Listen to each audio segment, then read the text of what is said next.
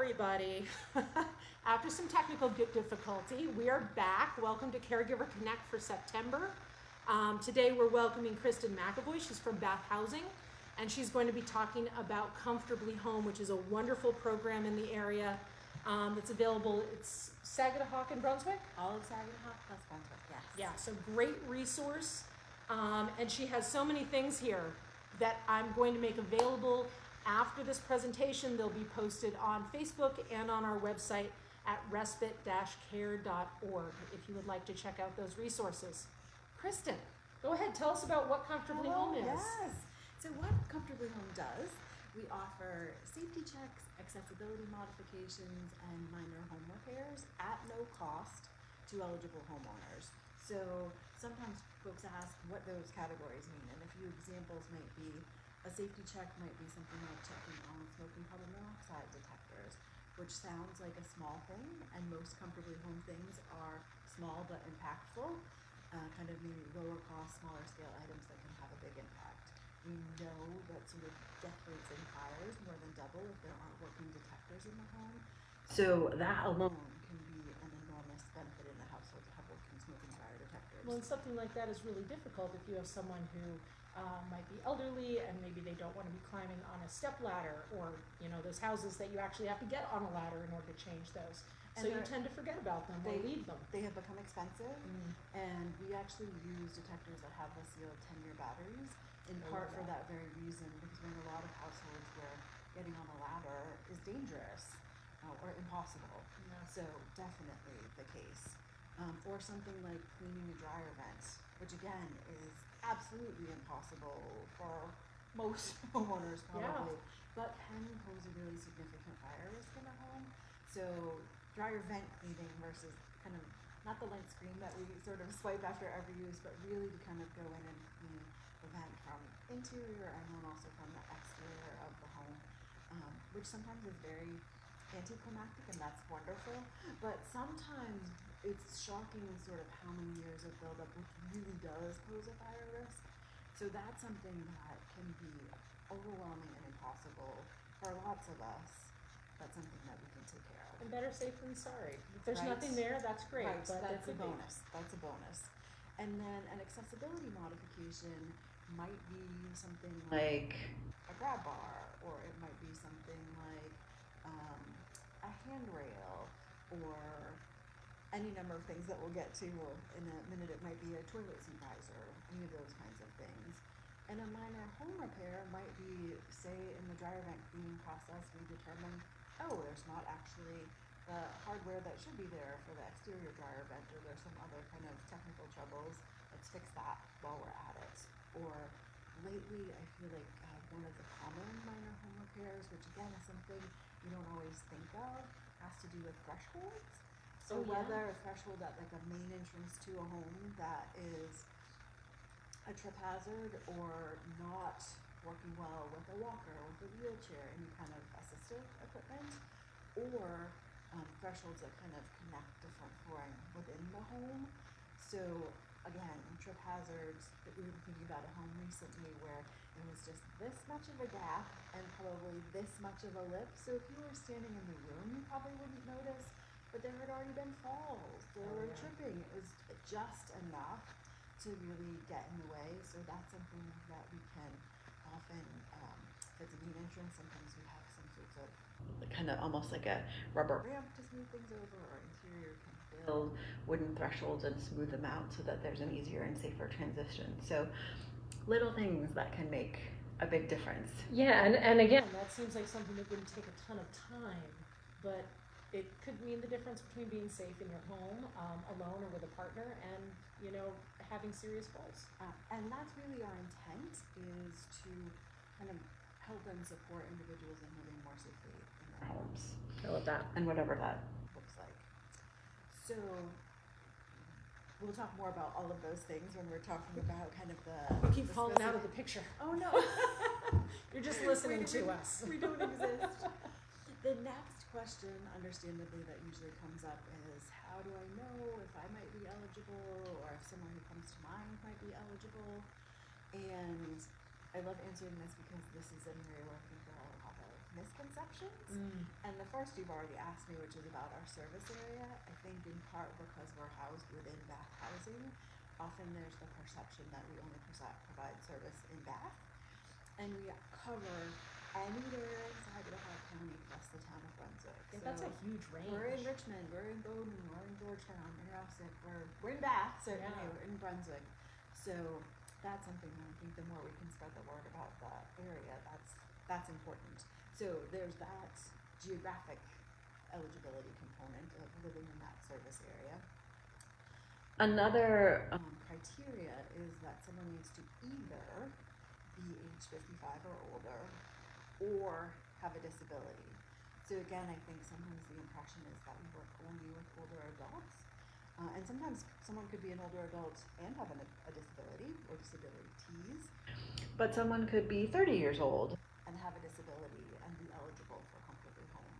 So just one of those criteria needs to be met for someone to be eligible. Now, do you need to be the homeowner, or can you be living with someone? You know, if I was the homeowner and my mother was living with me, am I able to take advantage of this program? That is the very next. So someone either needs to be the homeowner or living in a situation like that, living with a family member. So yes, if you had a parent living with you, for example, or living in home longer, those kinds of things.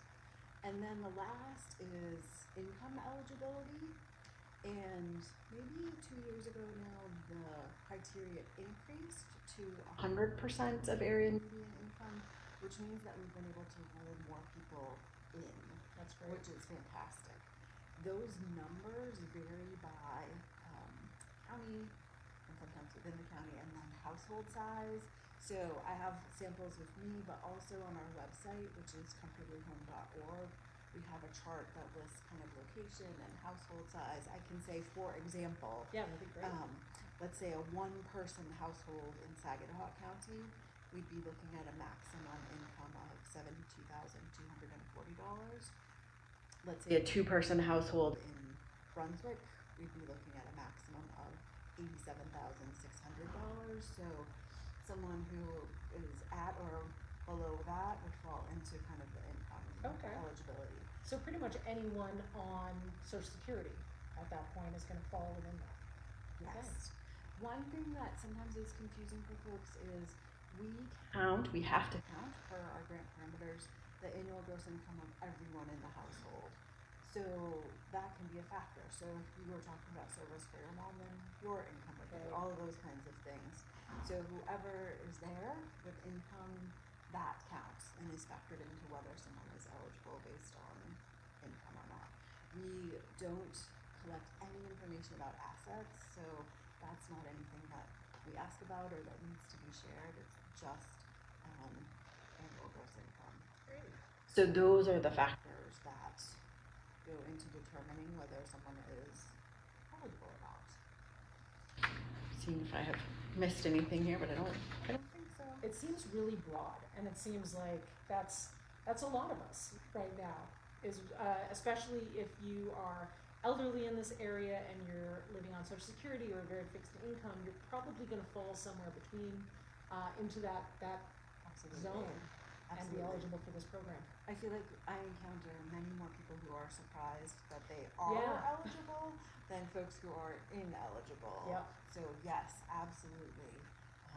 And lots of folks sort of who maybe only income is Social Security, or it could be disability, or any other of a number of kinds of arrangements that really do kind of, again, rule people in as having access to the service, which is great. Yeah, it's huge. You offer so much. And one of the questions that someone asked, that your wonderful questions before, was about paying back the money. Speaking of money, because we're grant funded, does that mean that you have to pay back money? No. We'll talk more about this. If this is the one takeaway that I could get across tonight, it's that if you are eligible and we have indicated that we can provide a service, there will be no charge for labor, no charge for materials, no charge for administration, truly no cost. So I think that's important huge. Yeah. as well. And I kind of credit the increasing prevalence of scams, especially contractor scams. Yes. That there Yes. have been times when it has seemed very unlikely we'd be able to proceed in a household because of understandable skepticism that this would really be provided at no cost and there wouldn't be a trick at the end or there wouldn't be some other sort of fraudulent component to it. So, which I understand, right? Yeah, that that's is, something I get a lot of questions about, is people looking for contractors to come in and put in grab bars or, you know, fix a rotten windowsill, something like that. And just the fact that we don't necessarily know who a reliable contractor is, and we're so used to talking to neighbors and family. And if we don't have that, if they can't recommend someone, then we get very nervous about it. But you guys are great because you're a reputable organization. You are bringing in people who you know will be able to work with you. And you have really clear guidelines. Yes, to all of that. And another question that came in to you was sort of, you filled out the paperwork, you've submitted your application, then what? So I think part of the really good news here is that there isn't paperwork, there isn't an application. That is a really important component of Comfortably Home in terms of trying to reduce those barriers to accessing these services. So there's no application. There's nothing that you have to fill out and submit. There is no mailing in and waiting for follow-up. Oh, wow. So do they call in that They case? call. 100% of the calls come directly to me, and it's a pretty brief kind of screening conversation. So running over the things we just talked about in terms of home ownership and age and location and income, and then for grant purposes we collect a few other kinds of information in terms of military history, or we get a little bit more information on the home and certainly talk about what the hopes or the needs are within the home. And that conversation then determines whether someone is eligible or not. If someone is eligible, then the next step is that we schedule a visit to the home. Now, is the phone number that they call, let's see, is it this one here? Yes. Okay, so the phone number for this is 207-295-3317, and you'll be getting Kristen directly. Great. There's, we've also got email address on here. So the easiest email address is info@bathhousing.org. Okay, info@bathhousing.org, and I'm going to have these here at the center at 9 Park Street if anyone wants to pick that up and have a physical copy. Yes, but yeah, phone is the easiest because then we can kind of run through all of the information, but whatever works. And then from there, so then we involve Josh Manahan, who is also our facilities director at Bath Housing and who right now is continuing to cover Comfortably Home while we make a staffing change, but he has been working in Comfortably Home for quite some time now and is fantastic. So he and I would then make a visit to the home, we'd schedule a time, make a visit, and at that point we're gathering more information, in part more information about sort of what isn't working well, what doesn't feel safe, what are things that you're just avoiding using because they're not working well for you, which could be something as straightforward as, I'm thinking of a call recently where someone was saying, I can't open any of the doors in my home. I can't go from room to room if the door is closed. That's the most important thing to me. And it could be any number of things as well. I can't get in and out of my shower safely, so I'm not taking showers and I won't be able to do that again. Now, do you do pick one thing, or it sounds like you are able to do potentially multiple things at a home? You know, fix a threshold and fix a door or something like that. It is, I can't think of a case when it hasn't been multiple things. Fair. So usually what we're doing is trying to learn more from the homeowner about what's most important to them. And we have some things that we're always asking about. And then part of what happens after the home visit is Josh really works on a plan to figure out sort of how can we cover what's most important, how can we sort of work within our budget and our time parameters. Really most of what we do, one way to think of it is sort of what one person could do in one day. So sometimes that's a really long list of things that are possible and doable. Sometimes maybe it's shorter, but yes. And I love actually that the lists look very different because every plan is customized to the homeowner and everyone has different needs. So that could look very different from person to person.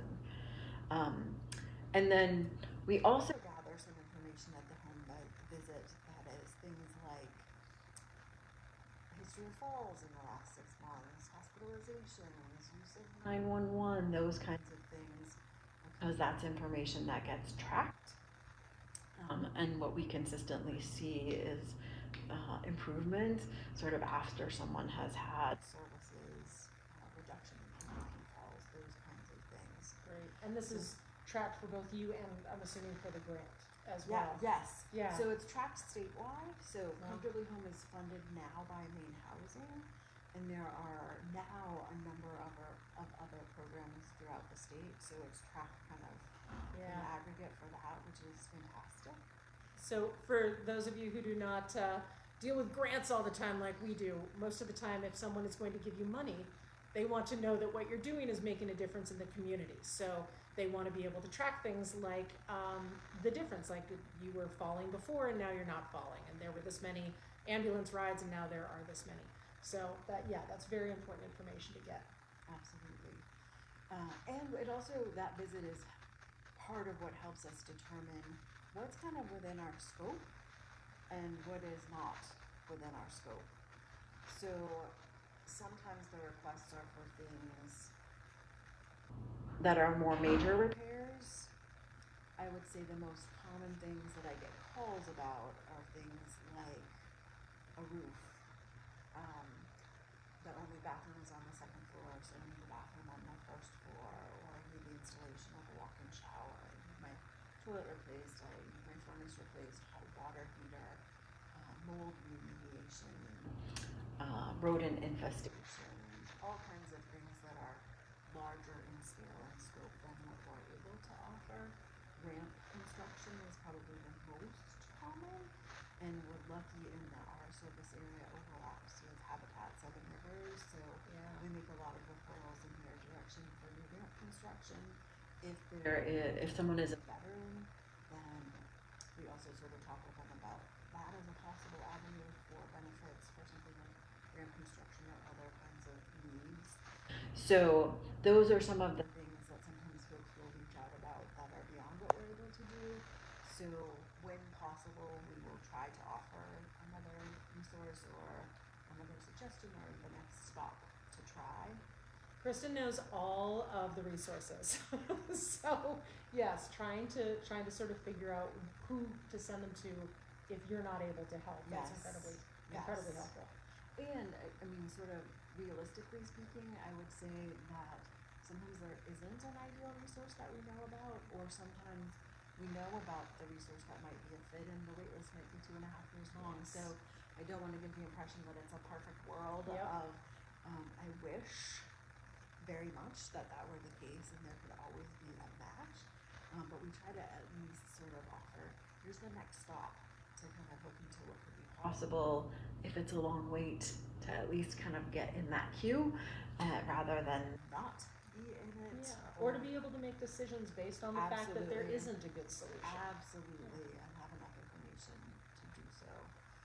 Sometimes in every household, part of the information that we leave, which I will leave with you as well, is information on the person in our office who is the expert on housing. So subsidized housing, housing choice vouchers, other affordable options in the community, because sometimes we're in homes where folks can't safely stay long term or don't wish to, or any number of circumstances. And wait lists for things like subsidized housing are long, they are years long. So the sooner to be thinking about that, and if that's even at all of interest, to be kind of maybe getting on that list. And if you come up on a list 3 years from now and you're not interested, then you could decline that. But to at least, again, as you're saying, have the options and make the choices for yourself that are the best to you, to know what's available. So yeah, I love that. And then let's see. Oh, this I should say too. After that visit, then within a couple of weeks, Josh will get a plan together. I will then reach back out to the homeowner and say, here's what it looks like you can do. Let's take a look at this, see what you think, see if we need to do any adjusting. And then Josh Manahan, again in our office, does almost all of the work himself. So scheduling a time for Josh to come back and do that work. A few things that are important. I feel like we often have conversations with folks who are curious and think that something might be beneficial. And that could be something as straightforward as, I know I want 2 grab bars around my shower, but I'm not sure about this third one. Fine. We'll plan on it. Josh will bring it. He'll hold it up on the wall, have you test sort of how you use the space and get in and get out. And if it feels to you like it will be beneficial, then he'll get the drill out. So nothing's set in stone. Right. And if it feels like, oh, I feel like this would actually get more in my way, or I just don't want it, you don't have to give us a reason, you just don't want it, then that's fine. There can be lots of those day of decisions where we'll plan on this, but the homeowner always is the driver. So we don't proceed with anything that a homeowner doesn't wish to do, and there are lots of things where that can be kind of on the day of to decide in the moment, is that a yes or a no?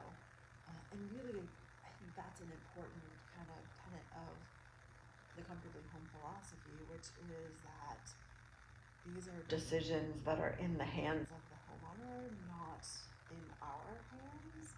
And that is in part why every plan looks so different. That is in part why every homeowner makes different choices for themselves and what they feel like would be best for them.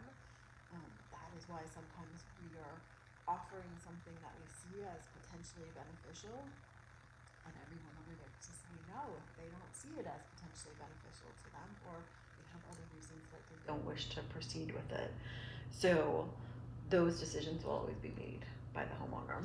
And then we schedule that time, Josh goes back, whatever the final decisions are, kind of the work is done, and then What's the time frame on that? As far as like from the time that I reach out saying that, I really need this to get done to the time that it actually gets done. We talk a lot about wait lists. Yeah, so I will give you what that looks like right now, and then It could change. it does change. Yes. So right now, if you were calling and you were eligible and we were scheduling a home visit, we would be able to schedule that before the end of September. Oh, wow. So quite quickly. Then it would be another couple of weeks while Josh put the plan together. And then when the work is scheduled, just depends on kind of what the Comfortably Home calendar looks like at that point. I just scheduled someone for something incredibly soon. I think the longest I've ever seen it is when we were booking out 6 months at a time, but that's not what the calendar looks like right now. So could we have a different conversation 3 weeks from now? Of course. Probably fluctuates But with seasons yes, too, things like that. yes, but right now things could move along. You're also raising a good issue. We do certainly get calls. I get calls from folks saying, I'm panicked. My father's being discharged from hospital facility XYZ today. And so we've got to get the bathroom ready by tomorrow.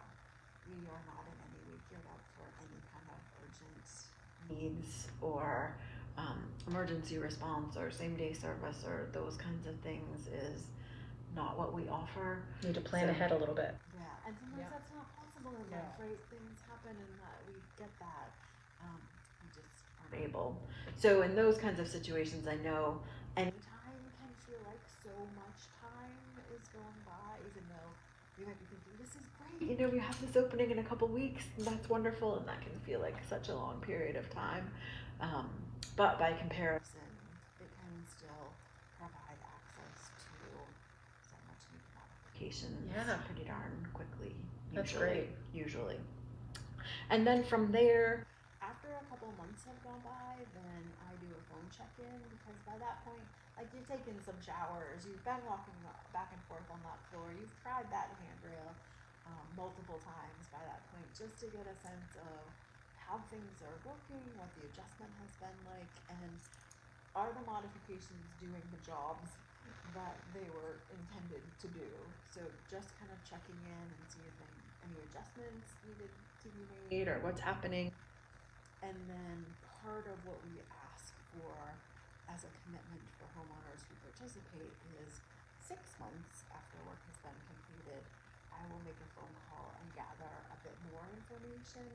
So some of that is still about feedback on those modifications, but some of it is, okay, now it's been 6 months with modifications.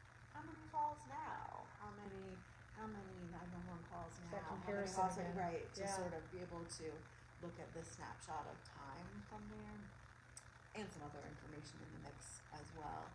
And that's it in terms of. I love that you follow up afterwards. I didn't realize you guys did that. You weren't just putting it all in and then walking away and being like, you're on your own. Right. You know, you're right. checking in to make sure that it actually did what you were hoping it was going to do and what the homeowner was hoping it was going to do. Yes, and sometimes there are adjustments that need to be made, or someone's using something a little bit differently than they thought they would be, and so let's kind of hone that a little bit. Or someone will say, I had someone take all of my toilet modifications apart because I didn't like the arms on there, and we'll say, well, we have options without arms, so why do we make us, let's not throw the baby out with the bathwater, right, in terms of, we can still give you that height, and if the arms were bugging you, then we'll get rid of that. You know, those kinds of things can be, and most of us don't know that until we start using something in our regular daily life, right, kind of in our regular routines. Yeah, or it's something that someone told us was great for them, and we're like, that might be great for us, and then it turns out that it's just not exactly what we need. Yes, exactly. So let's see, you had a few questions related to this. So some of the Ashley questions that came in, one was about sort of our process with the contractors that we use, and really we mostly don't use contractors. So again, Josh will be doing 99% of what we offer. The very rare exception to that is we work with a super specialized contractor for tub cutouts, and that's not something that we do very often, but in situations where other modifications really just can't help enough, or it's not possible for someone to lift their leg enough to get into a shower or a tub, it is a permanent modification, so it's not a good fit for everyone.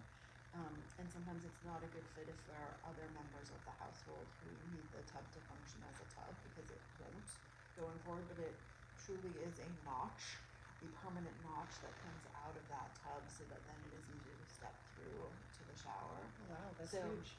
Yeah, so that is a super specialized subcontractor who does nothing other than tub cutouts, and occasionally we contract out some glass work, but the chances are, the vast majority of work that's being done is being done by our staff. And again, these are people that you're working with regularly, that you have a history with. Yeah. Yeah, they're our colleagues. I mean, sort of they're the same status as I would be. If Josh needs a couple extra hands with something, then we're able to pull from our bathhousing maintenance staff. If the door needs to go in, or our refrigerator that's getting cleaned takes 2 people, whatever the case might be. So that's the answer to that question. You asked the same question that someone else asked about what's the timeline for all of these things. And then someone also had asked a question about, I have a family member who wants to stay in her home, but she doesn't know what she might need to make that helpful. Is that something that we do, is kind of figure that out? And I would say yes and no. So yes, in the sense that we do kind of walk through areas with homeowners in terms of, how are you using this? What's getting in the way? Or I'm noticing that you had things to hold on to everywhere until you got to your bedroom, and then your bedroom to your bathroom. How does that work, and could it be helpful to think about some options? So that's something we do, and there are some things we ask about in every home, whether the homeowner has brought it up or not. At the same time, I want to be crystal clear that we have no medical professionals on our team. We are not intimately familiar with someone's medical history or make recommendations. So often the referrals come from someone's home health staff, from hospice staff, whatever the case might be. We love that. Some of those folks will leave us lists of recommendations.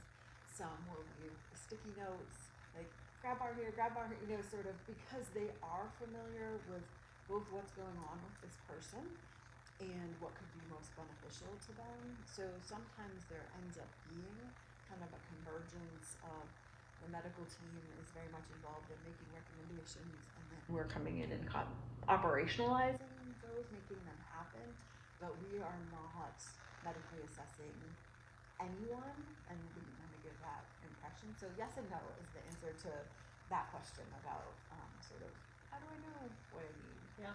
And everyone's the expert on themselves. So despite this question of asking if you'll come tell me what I need, you know how you need your space, you know the things you avoid in your home that you steer clear of because they feel too tricky, or the same places that you trip, or all those kinds of things. We're all the expert on ourselves, right? Yeah. On that. So and then What can I hand to you? You have tell all the me. props. You tell me what you would like to chat about first. Okay, We've got so many fun modifications to play with. Here, let's look at this because hey, Why not? it's the biggest one. Perfect. All right. Heaviest, probably. So you can be our perfect demonstration. We're going to do a couple things here. So first, I'm going to show you this, which I'm going to leave a bunch of these here with Ashley too. This is a jar turner. Oh, okay. Gotcha. So that jar of pickles, that jar of jam, whatever, this gives you some grip and some traction to help make that easier.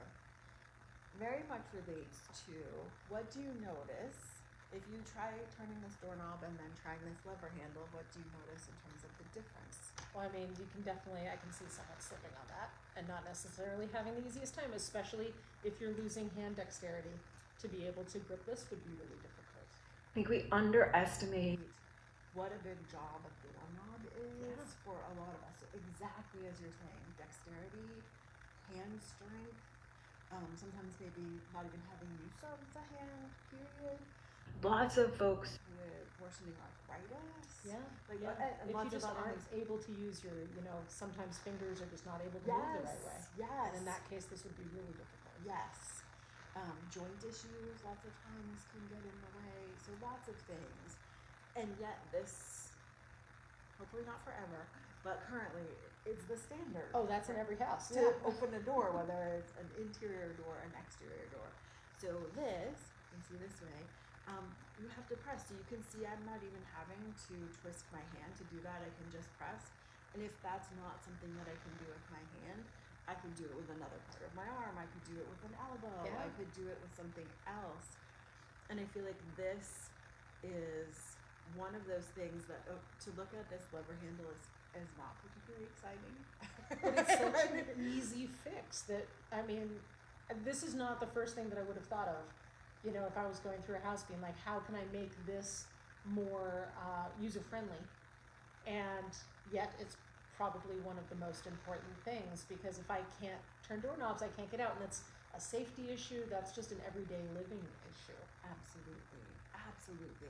And I feel like this is one of the things that tends to be an unexpected lifesaver after the fact. Like I had a note in here from a homeowner who said, as we're aging, we don't know what we need until we see something that fixes it. Like if we haven't seen it, we don't know it. These are a lifesaver. Like these have made a shocking amount of difference, and didn't even know they existed, and didn't know that they would make a difference. So I think these are sort of some of the unsung supporting cast of characters here. And so that's an example of something. Do we do that in every home? No. But there are lots of homes where that can make a difference. Yeah. So there's an example. Okay. How about tell us what's going on here? This is a two-parter here. Oh, great. Okay. So we have another demo if I can get it right here.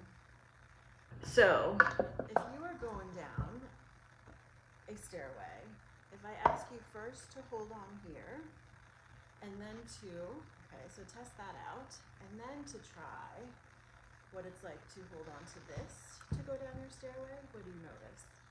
This feels better.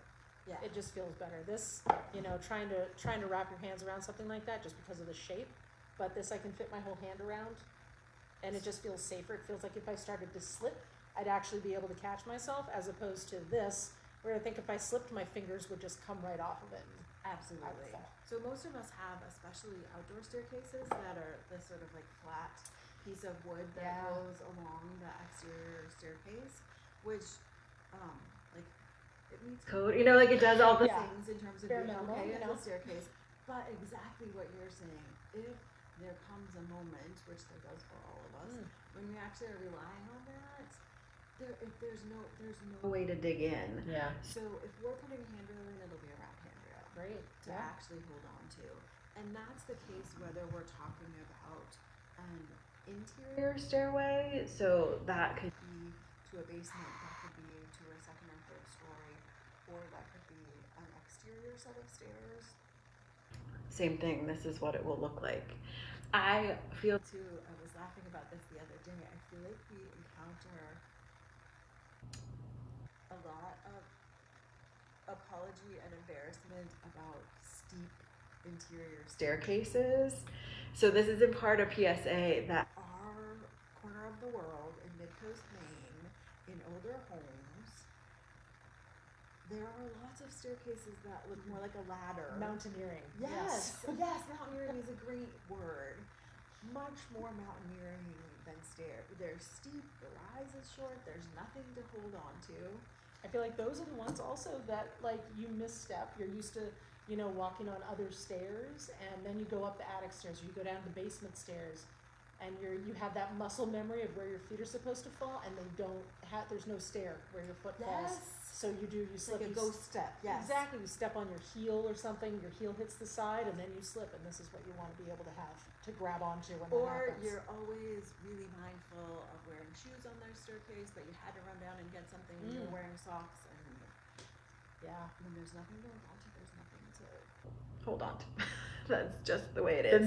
So you are not alone if you have steep mountaineering ladder-esque stairs anywhere in your home.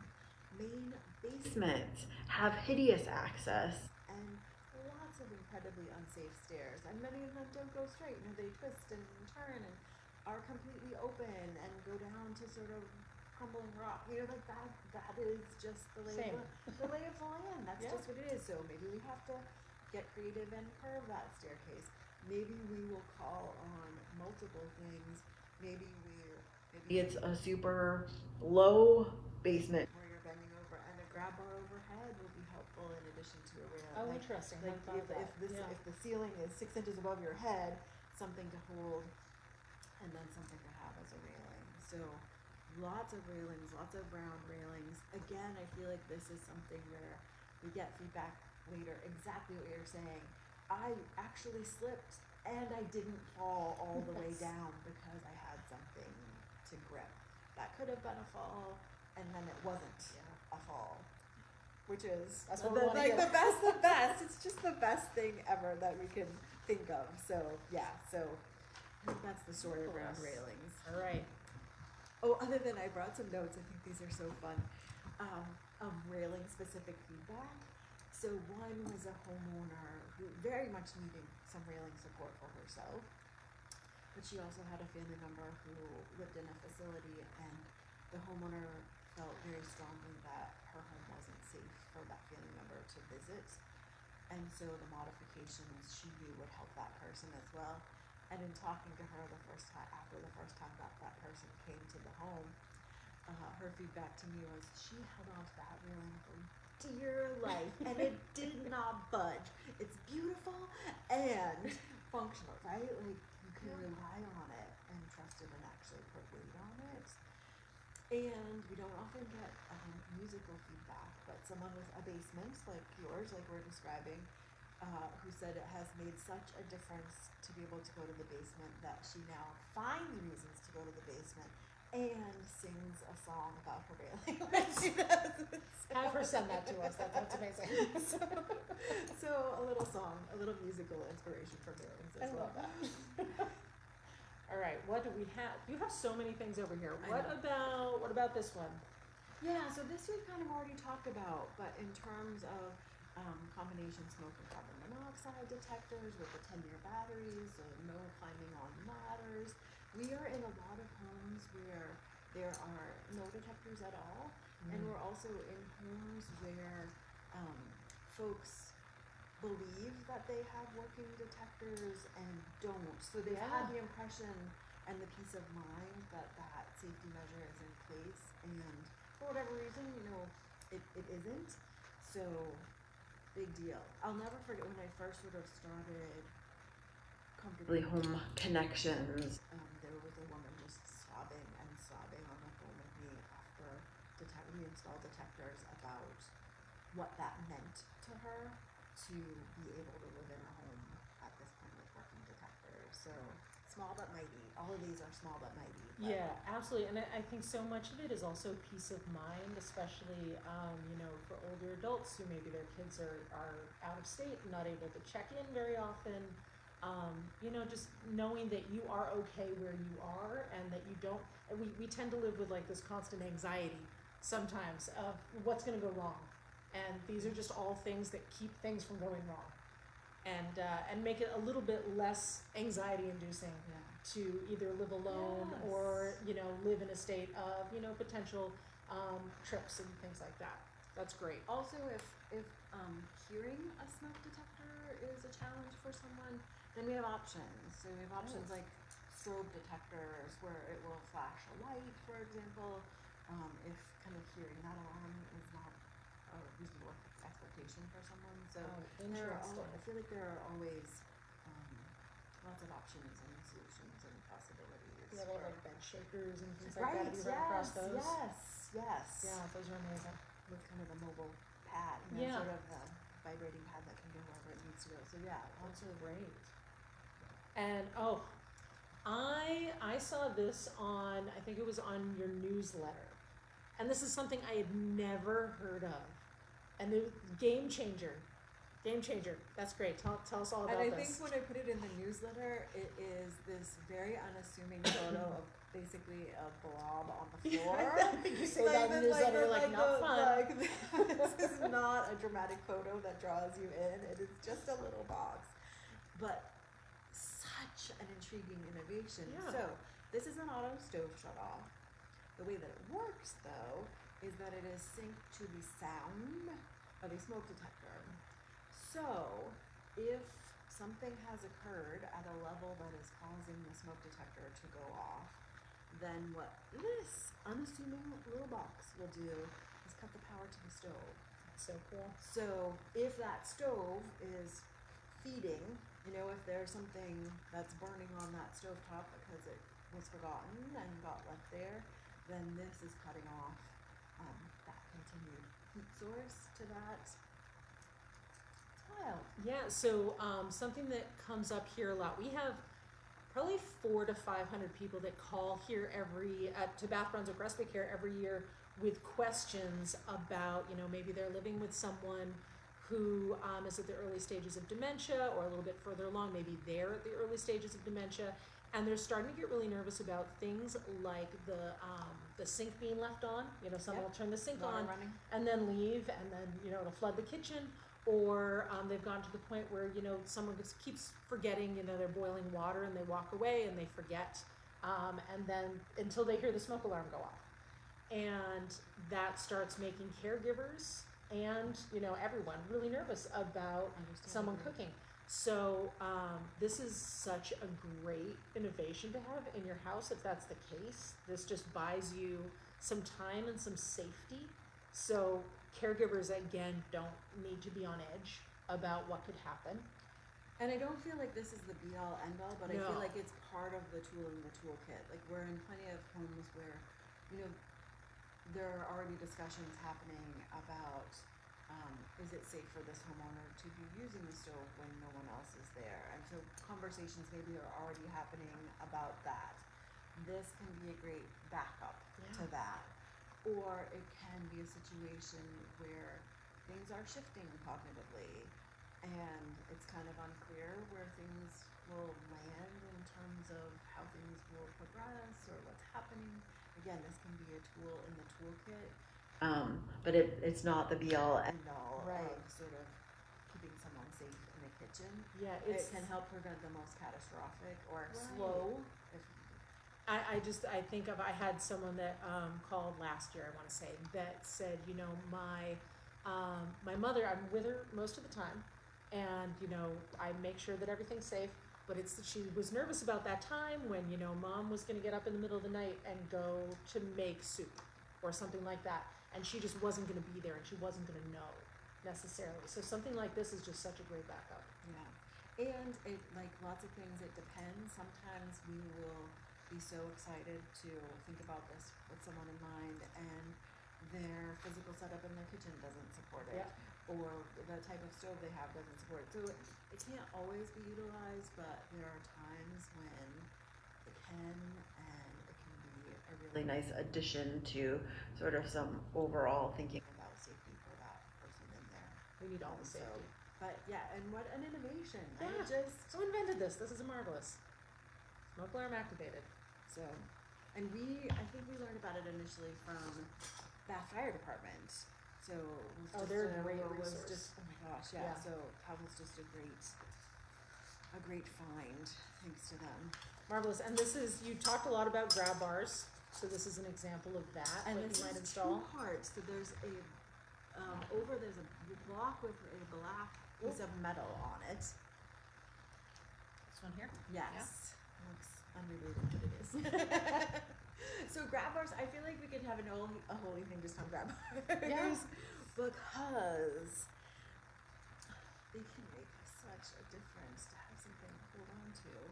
And we think about grab bars most commonly in bathrooms, and bathrooms can be really dangerous. So there are a lot of modifications that we think about in bathrooms, not just grab bars. But we also use grab bars in lots of other locations. It's more and more the case that we might be putting grab bars at the entrance to a deck or the home or something where there's just a need to have something to hold on to just to sort of move through that area. Or maybe it's moving into a room, or it's moving, you know, and it might be vertical, it might be horizontal, all different kinds of places. And it's not always for the same purpose. Sometimes I can think of a few cases when we've installed quite low grab bars. I'm thinking of someone where nothing was going to change the pattern of this person's falling. So it was a matter of how can I best get up when I am down. That's interesting. Or we're working with someone recently where part of their medical picture meant that they are physically sick very often, and so are often on their bathroom floor. So again, a matter and also had some mobility issues that made them challenging to move from that position to be vertical. So some kind of atypical for what we usually think of placement, but again, every person is different, every need is different, every home setup is different. So if this is something that can kind of help make that transition to transfer to an upright position, then that's fantastic. Yeah, that's great. I also think grab bars always make me think of what I think of as the perfect storm that is Maine in terms of, right, so we have we need age in the country, right, so we are older, housing stock in Maine is older, we have a severe housing shortage, we have very lengthy wait times for subsidized housing, all kind of swirling together to create situations where either by choice or by necessity, folks are staying in their homes long term and may not be able to afford or have the cognitive or physical ability to perform maintenance, to perform modifications like these, and something like preventing a fall that breaks a hip, and we know that almost all broken hips are the result of falls. We know that often that is the kind of injury that really dramatically changes choices about independence, choices about living environments. It can kind of set a cascade in motion from there. So if there are things that can happen that can prevent that fall in the first place. Yeah, especially if it's Let's something do as it. simple as this. Let's do it. This is here, so Josh, right, my technical counterpart who does the work in the homes, made me this for such a fantastic reason. Sometimes we get the question of, I've always wanted a grab bar. I don't think that my wall can support it. I live in a mobile home, my wall doesn't seem secure, so that's why I've never done it. And there are certainly times when it's not possible. Most times, this is kind of the other side. So this is the kind of anchor that can be placed in the wall to sort of create a secure connection. So if this is here, what you're not seeing is sort of all of these mechanics behind it that enable this to be secure. So there are ways. Okay, so this part is actually in the wall, making sure that it's anchored, and then this part is what the grab bar attaches to. Right. That's really cool. So I think that's helpful sometimes when folks are thinking of like, oh, I would love to do that, but not in my bathroom. But probably in your bathroom it's possible. And if it's not possible, we won't do it because there's nothing worse than having the illusion of being able to rely on something. Right. But if it is possible, fantastic. I also kind of along the lines of cool innovations like the auto stove shut off. There are now towel bars and toilet paper holders that have assist bars. So it looks pretty much like your standard toilet paper holder, except there's a little bar across the top that can bear some weight. So if it's a situation, a toilet setup where there's not really room or anything to attach to, that can give a little boost to sort of get up. Towel bars. We encounter so many folks who are using their towel bars as grab bars. Yeah. Totally understand. It's our instinct, right? Yeah. To reach for whatever's there. But again, it's kind of a false sense of security. Because it's designed to support the weight of a towel. Yeah. And most of us are not the weight of a towel. So true. We had an example recently, and I'm so glad it happened the way it did and not when it was being used for a shower, but a homeowner was showing us, sort of outside his shower, well, I just used this, and it was kind of a round towel bar, and he's like, here, I'll show you, and it ripped out of the, like it broke, and we were very relieved that that occurred during a demonstration and not when weight was being placed on it.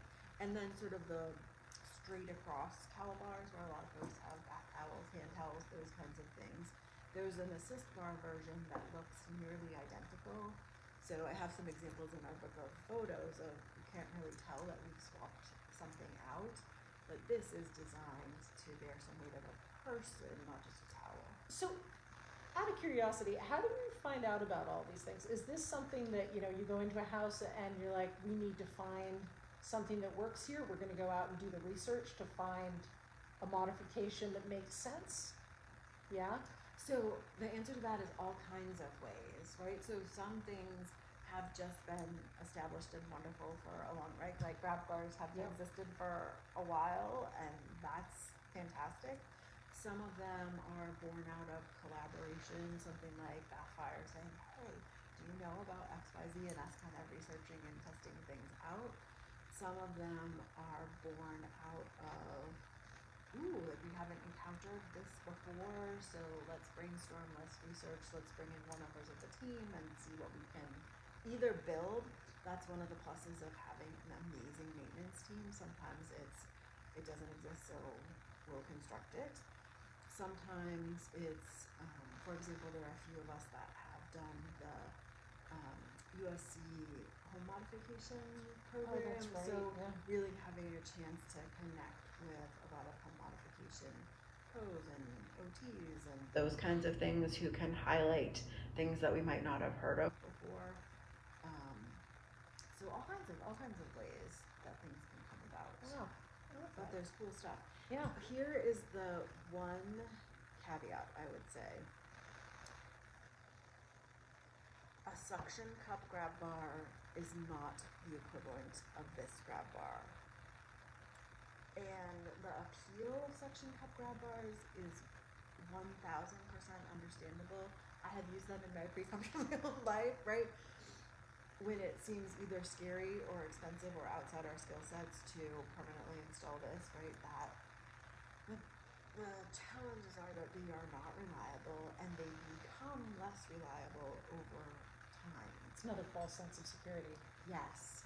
So totally understand why someone would have that in their home, and we take great pleasure in removing them. And they're widely sold and and marketed, so it can be Yes, confusing.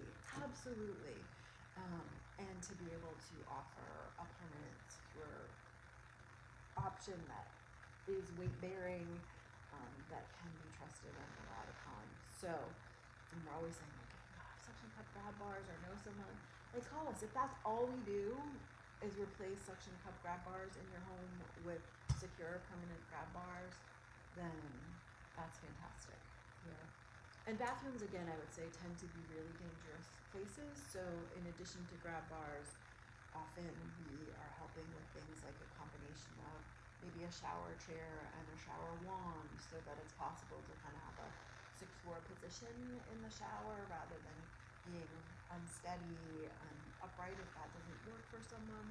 Sometimes it is all different kinds of configurations of grab bars, lots of toilet seat risers, some with grab bars near them, some with arms, some with not, all different configurations. I feel like that's an example when you're saying, how do you know about these things? Toilet seat risers have come a long way. Sometimes that's something that folks don't want to proceed with because they haven't seen sort of the latest version, which are so much easier to clean and so much easier to use and look very streamlined with the toilet and can be easily used if you're standing to use the toilet or seat, so I think we bring photos with us when we go for those initial home visits, and that's one of those things where it can be really helpful to see what some of the options are that are available. And that's something, it could be someone with ongoing needs that necessitate that, or sometimes it is someone who is planning for knee replacement surgery, who then we talk to later who says, I couldn't have done this without having that in place beforehand. It makes such a difference. So there are lots of other kinds of things in a bathroom that we might be looking at. That looking at the doorknob is reminding me that sometimes it's also looking at, we're replacing these doorknobs, noticing that you have two twisting faucets. Oh, Would yeah. it be good helpful to point. replace that with a lever handle, or Yeah. those kinds of things, or these cabinets that are in here have twisting knobs? Is that something where a pull handle would be more helpful to you? Is it that we need to have a conversation about lights in the bathroom? Those trips from bedroom to bathroom at night, how are you making that path illuminated? Do you have things to hold on to? Do you have something to hold on to, like a bed rail, so that you can sit up in bed at night, anchor yourself, and then go? Even if, there's times when we're kind of groggy and we're not totally with it in the middle of the night. Those are the fall risk times. Yeah. So what can kind of help navigate what we know are those risky kind of zones or spaces in order to do that? And when I was thinking about tonight, I thought of a few really different examples. So one was a retired woman, and I have her note in here somewhere because it was great. And she said, I'll be thinking about you for the rest of my life. With the grab bars in the tub, I'm taking a shower every single day instead of avoiding it. With the handrails to the cellar, I'm no longer afraid to go downstairs and clear out the boxes that I left there when I first moved in. I'll be thinking of you every time I go in and out of the house with good railings on the porch, and when I wake up in the night and can confidently take a trip downstairs. The work is beautiful, and the guys who did it were incredibly nice. I knew I needed these helps, but there's no way that I could have gotten them in here on her specific financial situation. These many thanks are not only from me, but also from my family, who's so glad that, like, long distance family. Yeah. What you were saying before, people who are worried, knowing about, are they okay? Yeah, Are they trying to okay be on their confident own? about family in other states or, a couple of hours away, that can get really tricky.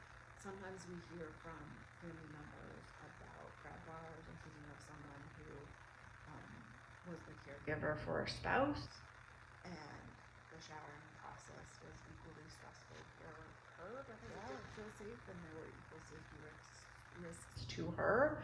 So the feedback afterwards was, this has made my life as a caregiver so much easier because I can be present when he's showering, but I'm not having to be hands-on in the way that I had to be before because he has supports. Yeah, we hear that a lot, that caregivers kind of become the railing in the shower. Absolutely. Which is so dangerous if you're helping to bathe someone and they go down, you're going down as well. So, yeah, that's great. Yeah. And then I pulled, because I think it's, we think about how these kinds of supports are helpful for aging in place for all of us, and they are. These are all things that all of us could benefit from. But again, sometimes I don't think we think about the other folks that we support who maybe are on the younger end of the spectrum. And this was a household with multiple generations, and I would say quite a wide array of disabilities within the home. And one of the youngest member of the household was living with autism, and we didn't even fully realize when we were kind of drawing up the outline for the modifications what an issue the shower was that this person was using. And so we were making a lot of modifications in part with the other shared person in that particular shower in mind. There's another shower in the household that different folks with different needs were using. And afterwards we got this lovely note saying that the youngest person in the house with autism really struggles with being touched in any way, and water is very irritating for their skin. From the first time she used the new shower head, she is loving taking a shower. For the first time in her number of years, she wants to take a shower. She says she can control where the water flows, how strong it falls on her skin, and not have to keep trying to unsafely stand out away from the water. What an amazing and awesome change for her. We are all so happy she's finally able to feel comfortable and safe with showering. She showers all the time now, which was very welcome in this household. Yeah, I will say I got so many messages when we said that we were doing this class from people who were like, they're wonderful, they're fantastic, I'm so glad you're doing this, because we have used them. Oh, that's great. And they've That's done great. these great things. That's great. So all kinds of ways. And we didn't even know when we were in this home that part of what was happening for this person was that because there was just so much the feeling of sensory assault in the previous shower setup, what they were doing to avoid the water was actually putting them at risk for falling because of the maneuvers that they were making to kind of escape the water, basically. So what a fantastic outcome, and same thing to give to help support someone in having more control of their environment. Huge. Fantastic. So I think that's all the grab bar goodness. So I think we've got a few more goodies over there, I think. Okay, what am I reaching for? Let's see. Nope. Not this one. Oh yeah. So this is a lockbox. It looks mighty similar to what you might see on homes that are for sale or other kinds of access. So the way that we typically use this, which again, it's just like you're fitting this in your hand, Ashley. This is a tiny little thing, but we encountered someone again this week, we'll be doing another one, who are described being stuck in a position of having to choose between being able to lock the door to their home or continue to get emergency medical response. So maybe it's someone who is falling quite frequently and is needing lift assist on a regular basis. Maybe it's someone who has any number of other kinds of medical concerns that they're dealing with, and they live alone.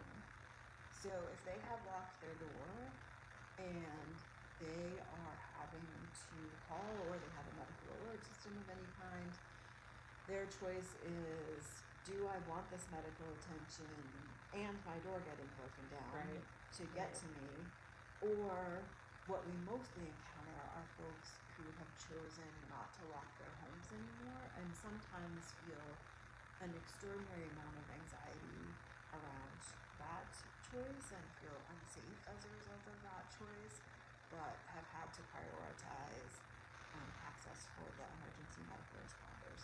So in this lovely little box, the homeowner sets up a code. We put one of their spare keys inside, and then again, they have the choice. So if it is an EMS situation, in every situation I've encountered so far, they can reach out to their town, whatever their town has, fire department or ambulance service, whatever the case is. Usually there's already a connection there, like we've been to this home multiple times, can share the code with dispatch. When a call is dispatched to that home, part of the communication that goes out is please call in for a code.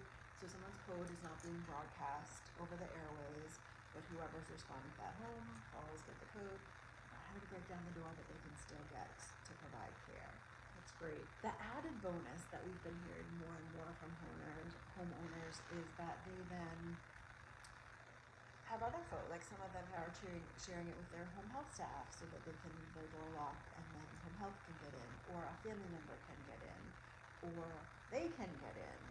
So we were actually just somewhere recently where the homeowner who's in their 80s had sort of been given some feedback from law enforcement about some safety concerns specific to where they're living. And that has just served to increase her anxiety about, I can't lock my door, but I need to lock my door. I'm hearing that I'm unsafe, but will I be more unsafe if I can't get medical attention? No box. Yeah, so easy. I love that. So that's why we do that. And I pulled, I think, a note. Yeah. So this was a home with a great additional lockbox benefit. So this is someone who's saying, I just wanted to thank you and the guys for your help. The toilet support bar has made a huge difference, as has moving the toilet paper dispenser up so my back does not go out. I no longer hit my head on the kitchen light, and the bars in the bedroom have prevented at least 2 falls so far and allowed me to get to the bathroom in the middle of the night accident-free. The shower bar gives me much more confidence when getting in and turning on the shower. The key lock box on the door will be so helpful to people trying to get in to help me. I have used it when I drop my keys down between the stairs at night, and the next day I could retrieve them during daylight hours. Thank you so much. So again, the safety of even crawling around underneath a set of stairs in the middle of the night when it's pitch black versus this. Yeah, just having that backup. I've known a couple of people that have had similar things. There's what's it called, knockbox? Oh, I think yeah, as well that some places use. So yeah, I think these are a wonderful option. Yeah, it's great. Small but mighty. Small Again. but mighty. All right, what else am I missing over here? There's a dollar bill. Is there supposed to be a dollar? The dollar bill's important. Yes. Is it? Okay. tell me more. As is the napkin, actually. So the dollar, again, if there can be one takeaway from this evening, which is that this is more than comfortably home modifications would cost. This dollar is more than $0, which is what these would cost.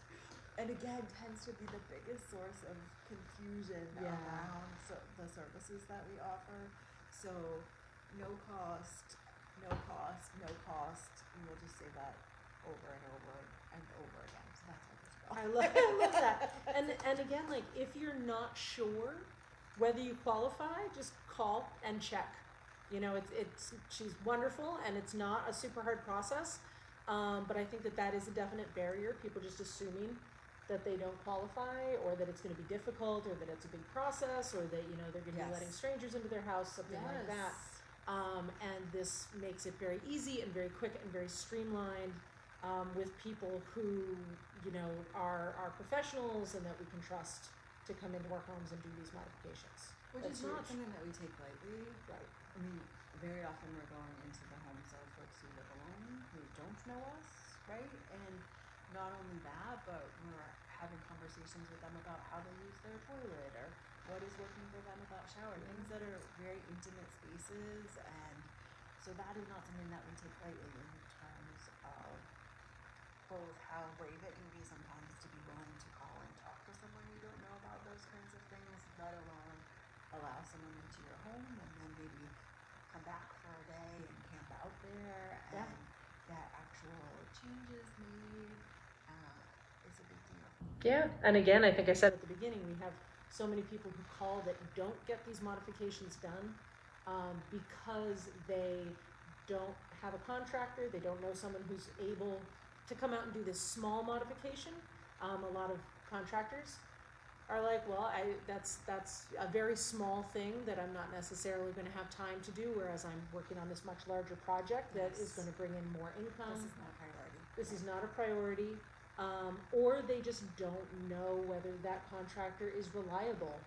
There are a lot of scams out there, and people hear about one and they get nervous, as you know, which is good to be thinking about that. But the fact that you guys are professional and you have people who you trust is really important. Yeah, I even heard from someone we worked with recently who said, I've been trying to tell people about you and they don't believe that I got these things for free. Like, no one believes me that I'm telling the truth. Like, I got these things for free. So They really are free.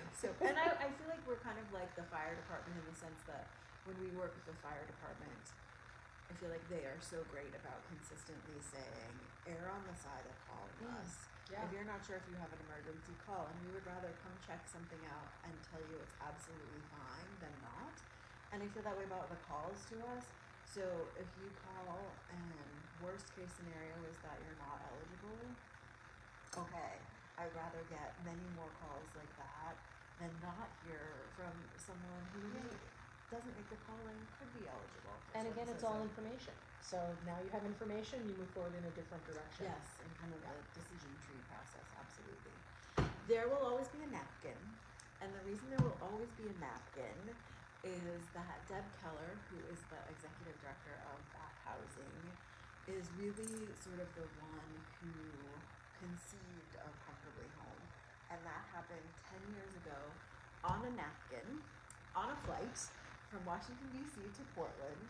Deb was coming from a housing conference in D.C., sort of focused on kind of the perfect storm of things, right, that we're always talking about.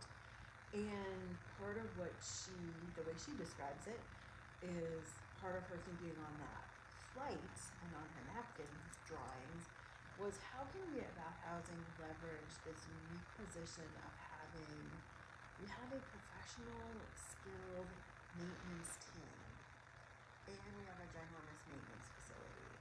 So how could we be leveraging those very precious and unusual resources to address some of these needs as folks are trying to figure out how to live independently and do that more safely.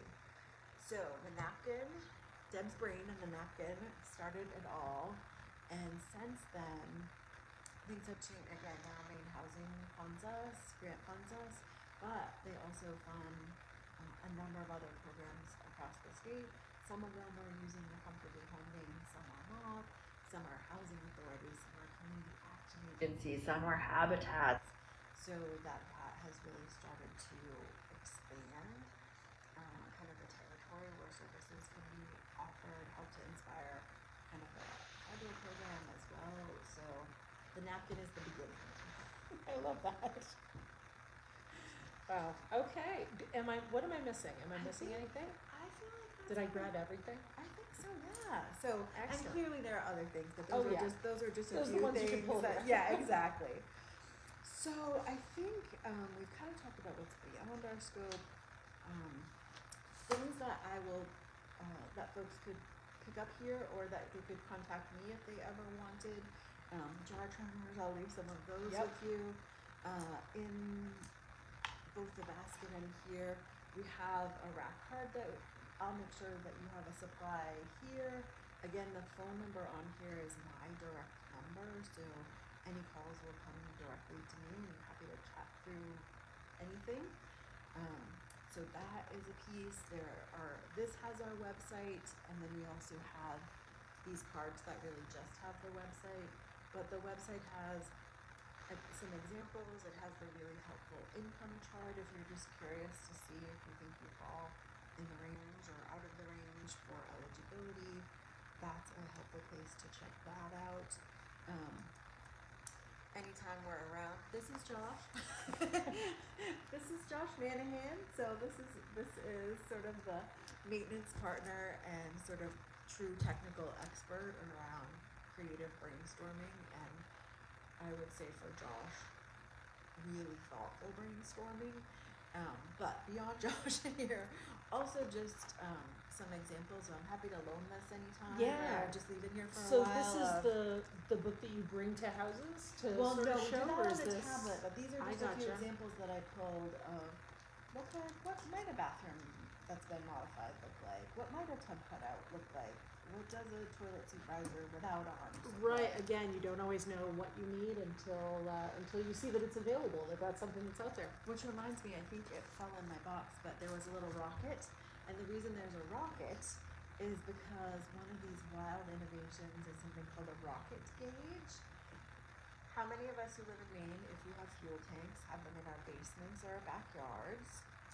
Sometimes that's the only reason that someone needs to go to the basement. Yeah. This little rocket gauge, brilliant. Josh does some wonderful technical things with the fuel tank and it truly looks like a little rocket. There's a wireless syncing to a beautiful little screen that can be plugged in anywhere that gives the reading of how much fuel you have. So if going to the basement is hazardous and the only reason you're going to the basement is so you can keep track of your fuel level, do it safely from anywhere else in your home on a screen that says half a tank, 3/4 of a tank, quarter tank, you're running low. Don't even have to worry about going down the stairs into the previous basement. So I thought of that because there's a rocket. There's a rocket in here. So I'm happy to loan this to you. So That'd this be could be wonderful. something for some photos as well. I have a sign up that I can leave here for a while. I do roughly a quarterly kind of email updates with news or sample modifications, those kinds of things. So anyone is welcome to sign up for that. So helpful. It really is. It has great information and it has great pictures. Again, that's how I learned about the auto stove shut off, and Yeah. And I try to limit it to really quarterly so that you're not getting blasted with Yeah. messages all the time. But I think the visuals can be so helpful with Oh, this yeah. to picture, that's how that could work, or that's how that could make a difference. So I'll leave a sign up for that as well. I'm definitely leaving the information on anyone who has. I know you've got some questions about the housing side of things. So Julie Casalman in our office is the intake coordinator, and happy to answer questions, happy to schedule appointments to connect in person around any kind of housing questions, subsidized housing questions, all of those kinds of things. So I'll leave a stack of those here for folks to have kind of a go-to person around those kinds of questions. We have some handy resources on really great fall prevention tips. That's great. And then this is something that we weave in homes as well. Maine Housing has organized kind of a list of other potentially helpful kinds of programs. Heating assistance. I would say, some of these are shifting and changing, so it's good to check on them.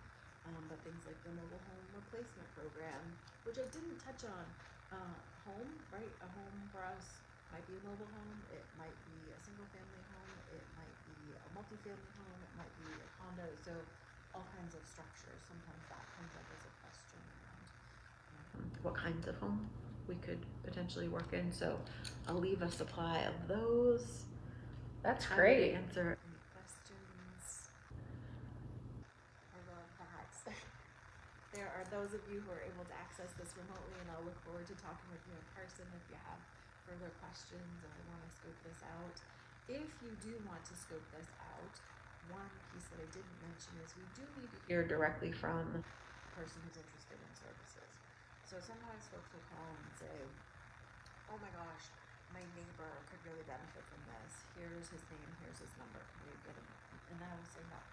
What you can do is give your neighbor my name and contact information, but we really want to be sure that it's someone's choice. Yeah, gives them the voice and choice. So someone can contact me about yourself, and if there are barriers to that, we work that out. So if someone's not able to communicate on the phone, we work another option. If someone has a POA, we go that option.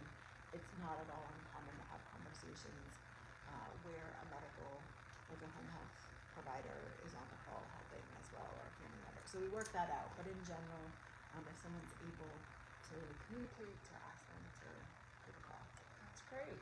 So just a reminder, so Kristen's number is 207-295-3317.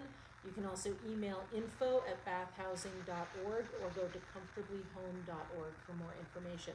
I'm going to have all of this information here at Respite Care at 9 Park Street if anyone wants to drop in and grab some. This video is going to be on Facebook for the next 30 days, but within a couple of days I will have it transferred over to our website, respite-care.org, and you'll be able to see this and refer back to it and send it to people who might need it. You'll also be able to see all of our past Caregiver Connect events, all sorts of good information there. And then our next Caregiver Connect event is in October. We're going to be having Ashley Daigle from Bath Saving. She's going to be talking to us about investing and retiring and saving and all sorts of financial and money matters, which is very helpful. Wonderful. Thank you so much. Really appreciate you coming and for all of the props. Absolutely. This is marvelous. Absolutely. Thank you. So All right. appreciate being here. Yeah, thank you. Absolutely.